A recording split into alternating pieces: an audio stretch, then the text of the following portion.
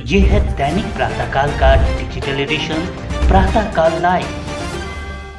आणि डिझेलच्या टंचाईच्या संदर्भात सातत्याने जी चर्चा चाललेली आहे त्यामध्ये साधारणपणे असं लक्षात येत आहे की सरासरीपेक्षा पेट्रोल आणि डिझेलची मागणी ही प्रचंड मोठ्या प्रमाणात वाढलेली दिसतेय। त्याचीही आपूर्ती आपण करतो, पण कुठेतरी याच्यात साठेबाजी होते आहे असे निदर्शनास येत आहे। त्या संदर्भात पुरवठा विभाग आणि गृह विभाग हे जॉईंटली आता कारवाई करतील।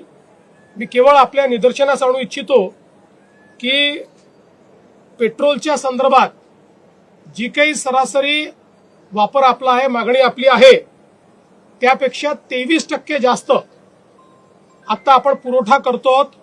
23% मागणी वाढलेली आहे आणि डिझेलच्या संदर्भात तर ही मागणी 52% वाढलेली आहे। 52% जास्ती पुरवठा आपण करतो।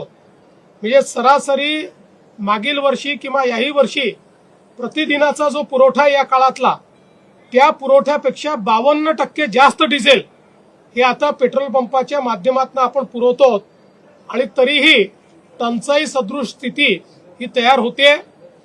त्यामुळे अगदी उदाहरण द्यायचं झालं तर अकोल्यामध्ये 154% जास्त खपत झालेली आहे किंवा छत्रपती संभाजीनगर, बीड, भंडारा, बुलढाणा, चंद्रपूर, त्यानंतर गोंदिया, हिंगोली या सगळ्या भागांमध्ये 70% जास्त ऍडिशनल खपत ही त्या ठिकाणी झालेली आहे, ज्याचा पुरवठा हा आपण केलेला आहे।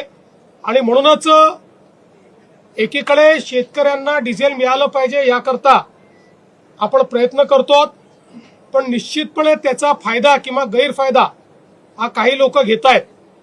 या दोन गोष्टी महत्वाच्या आहेत।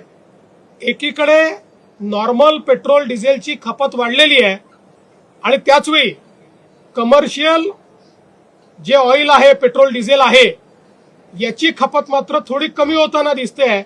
याचा अर्थ नॉर्मल ही जी वाढलेली त्या ठिकाणी खपत आहे ती कमर्शियलकडे वळवली जाते आहे का याची पडताळणी करणं गरजेचं आहे।